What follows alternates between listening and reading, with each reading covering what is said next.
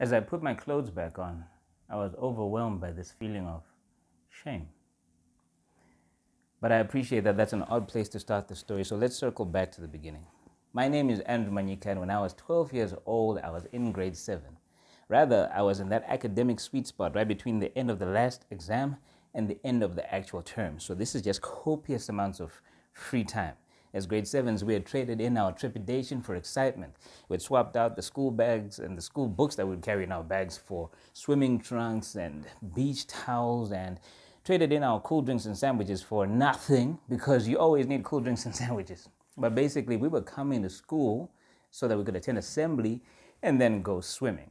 So I had no idea that there was still one lesson that school life was yet to teach me. But 2 days before the term was going to end, I learned the hard way, I guess. I remember the day. Like any other day, we came to school and we attended assembly. We went to class to talk for like 2 hours before going to break time. After break, all the grade 7 classes, so that's about 160 students, we filed out of class, single file, and then we marched down to the swimming pool so that we could swim. Now, our teachers would come with us naturally, but they would really leave us to our own devices, because I suppose they were also tired of having to shush us for the entire day. So our own devices, in my particular instance, meant grabbing on to the ledge of the pool and then spreading out my body and kicking, right, making this big splash. Alternatively, it meant going down and coming up for air in that, half frightened, half frightening way that black people tend to when the water has chlorine in it.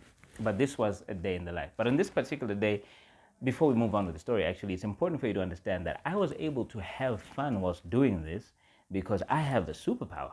And my power is that I know how to stay within my lane. And my lane, when it comes to swimming, is the shallow end, because I can't swim. Okay? That's how I survived. So it was fun. I'm here, I'm cavorting in the cool, chlorinated waters, but out of the corner of my eye, I see the head teacher. His name was Mr. Stolle, and he's circling the pool. Now, I think nothing of it until he comes and stands right in front of where I'm holding onto the ledge. He motions to me and says that I need to come out the water. Did I do something wrong? Turns out, no. The reason why he was circling the pool was because he was looking for students who showed promise. Now, I don't know how much promise a person who is literally holding onto the ledge of the pool in the shallow end can be said to be showing, but he saw it because apparently he has a superpower too, supervision. So he invites me and 7 others to go to the deep end so that we can now be initiated into the higher level of the life aquatic.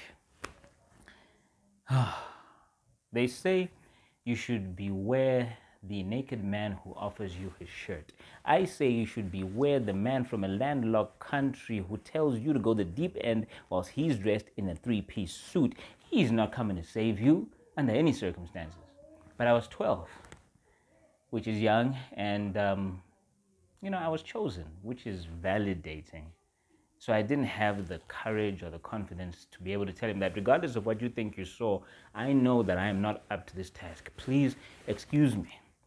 No, instead I simply went where I was told to go and waited for the whistle, because the instruction was when you hear the whistle, you hop in that water and get to the other side. Simple, right? So I'm standing there in this ridiculous Speedo draped in a costume made of my own fear and trepidation. Literally every student that I consider to be a peer is watching, and I am about to engage in a task that I have no idea how to perform. You want tips on how to hold your breath? Good luck. You want tips and techniques on how to actually swim? The water has your answers. I'm looking out over the water, this swimming pool, which might as well have been an ocean. I'm looking for some sort of answer, but there isn't any. All it's giving me back is the reflection of the noonday sun. The whole scene was so serene that you would never imagine the chaos that erupted once that whistle blew. But that whistle blew, and we were off. I took one gulp of air and hoped that it was going to be enough to tide me over to the next side. But when I got to be about a third of the way through the pool, it's like the rest of my body realized what my head had already known. I don't know what I'm doing, and I am out of my depth. And when my body realized this, it went into a panic.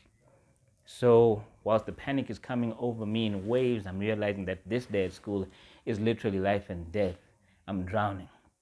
And as I'm drowning, the water is seeping into my lungs, and the panic is overwhelming me, and I can hear the sound of the laughter of all the other children. And I don't even blame them for it, because they're laughing at the fact that I'm dying, and I realize their laughter is because I haven't figured out a graceful way to do it yet.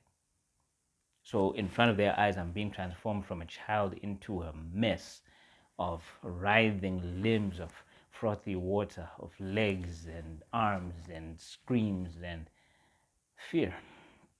And from within that maelstrom, I finally make peace with the idea that this is going to be the day that I die. Moments after I made peace with this decision, I hear a splash on the side of me, right?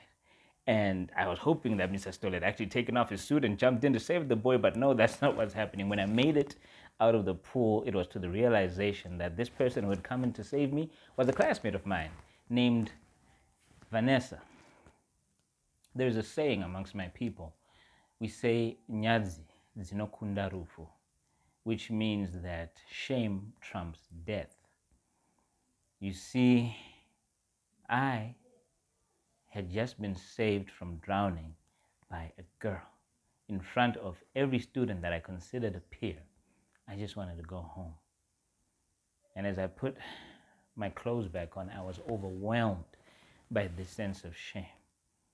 The compound humiliation of drowning and the rescue and the gender of the person that rescued me almost rested like a physical weight on the back of my neck, and I couldn't lift my head. I just wanted to go home. And finally I did. Locked myself in my room until my dad came home, and then when he asked me how my day was at school, I answered in the same way that I have for 7 years. It was fine, Dad. Do you want to have something to eat?